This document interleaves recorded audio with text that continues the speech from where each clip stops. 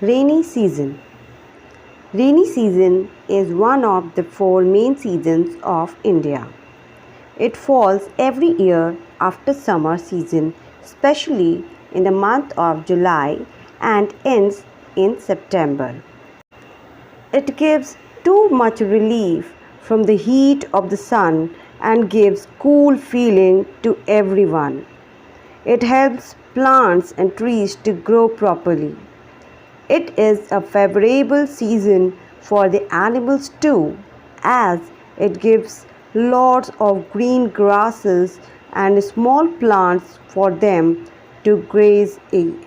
Each natural resources like river, pond and lakes become full of rainwater. All the birds and animals become happy by getting lots of water to drink and grow. They start smiling, singing, and take high fly in the sky. It looks green everywhere. Plants get new leaves, flowers start blooming. We get a big opportunity to see a beautiful rainbow in the sky. Sometimes sun goes off and sometimes come out, so we see the hide and seek of the sun.